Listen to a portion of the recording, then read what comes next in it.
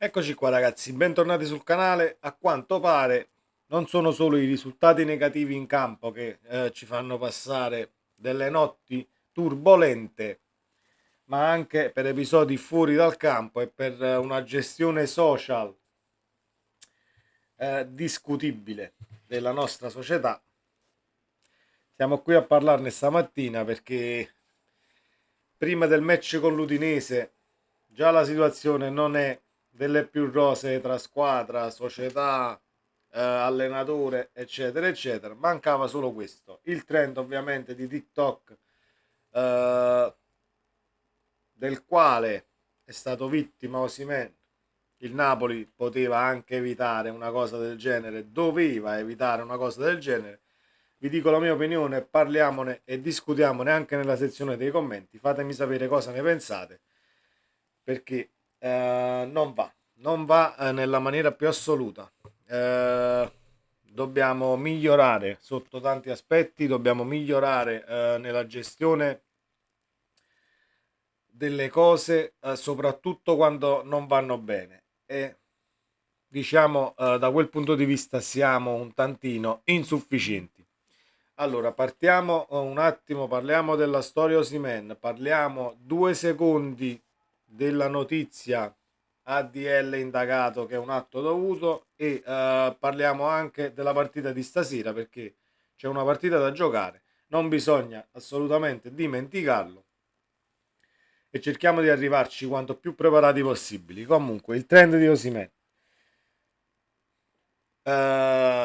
La Nigeria, i nigeriani, lo stesso calciatore, il procuratore, ovviamente irritati giustamente per la situazione che si è venuta a creare dopo il video di TikTok e il trend sul quale è stato fatto questo sfottò ad Osimhen per il calcio di rigore sbagliato contro il Bologna. Massima, massimo supporto in questo caso al calciatore. Calenda, sì, è uscito fuori che il procuratore di Osimhen comunque ha parlato e nel caso ce ne fosse bisogno procederanno per vie legali. Situazione che poteva anche essere risolta internamente. I panni sporchi per me vanno sempre lavati in casa, però c'è anche da dire che a livello etico la società poteva evitare, doveva evitare nella maniera più assoluta una situazione del genere. È vero che la piattaforma di TikTok è una piattaforma dove c'è uno sfottò continuo, dove ci sono dei trend che possono piacere e non piacere, ma cercano di far sorridere per quanto voi possiate sorridere, però io su TikTok trovo molte più cose che non sono né carne né pesce, che cose interessanti. Poi è un mio punto di vista, forse è l'età mia che avanza ed è un social che non mi appartiene nella maniera più assoluta, anche se io ho la pagina TikTok aperta, ma avrò 3 iscritti, 4 iscritti, non ci faccio niente. L'avevo aperta solo per fare le cose per bene quando ho aperto il canale, le pagine, eccetera, eccetera, ma non ci faccio praticamente niente. Comunque, piove sul bagnato in casa Napoli dove regna già una situazione indiscutibilmente nera, nera perché chi vuole vedere il bicchiere mezzo pieno sta cercando di coprirsi gli occhi o di autoconvincere se stesso che vada tutto bene, non va niente bene, siamo lì in classifica, abbiamo la squadra e l'allenatore divisi e non ci voleva assolutamente questa che per me è una stronzata colossale, gestita ovviamente con i piedi e speriamo di risolverla, ecco, nel migliore dei modi, perché poi andrà ad intaccare nella maniera più assoluta la partita di stasera. Detto questo, ha ragione per me il calciatore, hanno ragione tutti quelli intorno ad Osimhen e al di fuori che si sono irritati per quanto riguarda questa cosa. Non posso dire il motivo che ha scatenato la reazione di Osimhen, del Club Napoli in Nigeria, della Nigeria stessa, la parola la conoscete tutti, ma forse se la dico mi bloccano il video. Fatto sta che non era voluto ovviamente dal Napoli una cosa del genere, si cavalcava solamente un trend, male male la gestione, soprattutto in una situazione del genere, adesso che stiamo così in classifica, adesso che comunque il calciatore in questione ha sbagliato quel calcio di rigore, è stato sostituito, il 2 a Garcia. Ai ai ai, Napoli, Napoli. Vabbè, comunque la frittata è stata fatta. Vediamo cosa succederà nelle convocazioni, soprattutto perché poi dobbiamo vedere pure quali saranno i convocati per la partita casalinga contro l'Udinese, dove il Napoli deve fare attenzione ad una squadra molto pericolosa. Ho più paura dell'Udinese stasera che del Bologna, che poteva essere una squadra comunque difficile da affrontare, ma l'Udinese a livello di pericolosità ha assolutamente qualcosa in più del Bologna, quindi massima attenzione, speriamo che sia una cosa che si spenga quanto prima, ma per ciò che è successo e per ciò che ho letto, la situazione di Osimhen andrà a gravare nella maniera più assoluta sulla partita di stasera. Poi vedremo i convocati, ma non credo che poi siamo diventati tanto cretini che per una cosa del genere poi non convochi Osimhen, non lo fai giocare oppure lo tiri in panchina. Una bocciatura sarebbe la goccia che farebbe traboccare il vaso. Situazione difficile da gestire, anche perché poi nello stesso ruolo hai Raspadori e Simeone che possono giocare, quindi diventa difficile, diventa difficile. Per me ha sbagliato il Napoli, sbagliata la gestione, sbagliato tutto nella maniera più assoluta.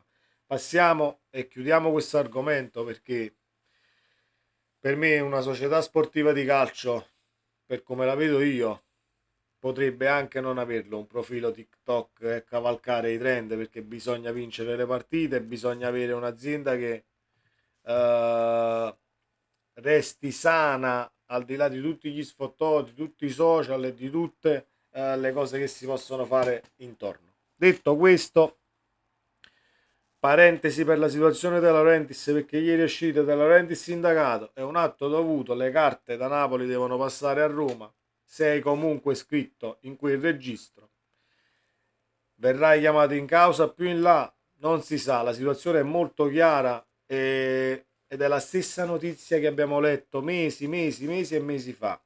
È una situazione chiusa per la giustizia sportiva e il caso verrebbe riaperto solo nella circostanza che uscissero fuori o venissero fuori intercettazioni telefoniche o altri elementi per riaprirlo.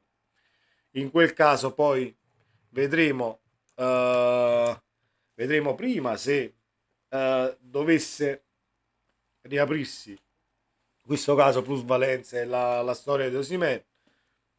Nel caso poi venga riaperto, vedremo le pene quali saranno, perché se c'è qualche società che ha fatto plusvalenze illeciti per anni, per molti anni, che poi si prendono in considerazione solo gli ultimi anni, ma dobbiamo andare indietro nel tempo. Allora, se una società prende 19 punti e 10 milioni più 10 di multa, nel caso dovesse esistere il reato sulla situazione appunto Osimhen, la vendita e l'acquisto dall'Il, se vogliamo fare una comparazione di pena, se alla Juve sono stati tolti 19 punti e 10 più 10 di multa per ciò che hanno fatto, al Napoli non deve essere tolto nessun punto e al limite ci dovete regalare anche un caffè. Ce ne andiamo a prendere anche un caffè alla fine della sentenza. Nel caso dovesse succedere, ma la società è serenissima, io sono molto più sereno della società perché credo che sia una cosa totalmente archiviata, arrivata nel momento giusto, bombe che vengono lanciate a livello temporale, quando devono essere lanciate per continuare ad alimentare questo fuoco con benzina infinita. Per quanto riguarda l'Udinese contro la Fiorentina doveva vincere la partita per ciò che abbiamo visto in campo. È vero che la Fiorentina nelle ultime uscite ho visto una fase difensiva un tantino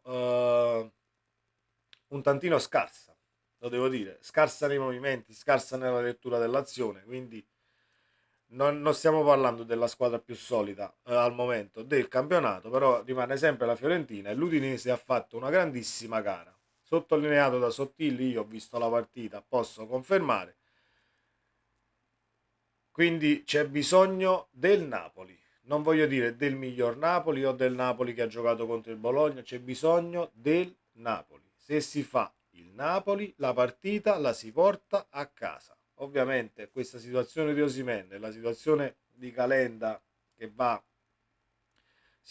andrà sicuramente ad influire su prestazione, sulla testa di qualcuno nella squadra. Mi auguro che non condizioni le scelte di Garcia, convocazioni, eccetera, eccetera, perché poi se partiamo già con un 20% in meno di fiducia per poter far bene, 20-30 che sia, diventa ancora più difficile. Stasera non si può sbagliare, è l'ultima partita. Questa è una cosa che vorrei che sentisse Garcia, ma lo sa benissimo.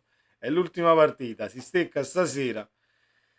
Se non vengono fatte le valigie dopo stasera, allora volete è il Napoli che vuole questo andazzo altalenante quest'anno, perché poi se non si vuole andare ad analizzare veramente il problema ed risolvere, diciamo, questo inizio stagione un po' così, allora siete consapevoli delle vostre scelte. Io l'ho già detto, sarà una stagione altalenante.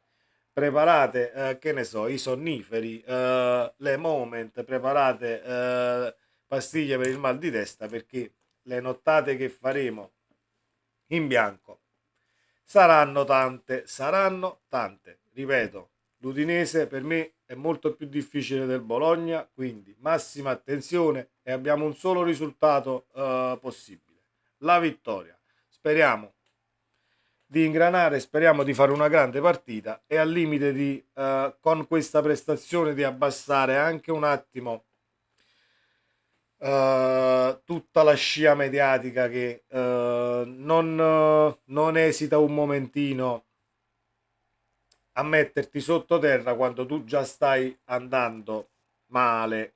Ecco qua. Questa era la mia opinione, fatemi sapere la vostra nei commenti, ci vediamo nel prossimo video. Sempre Forza Napoli e stasera live nel post partita di Napoli Udinese. Vi aspetto numerosi. Ciao ragazzi.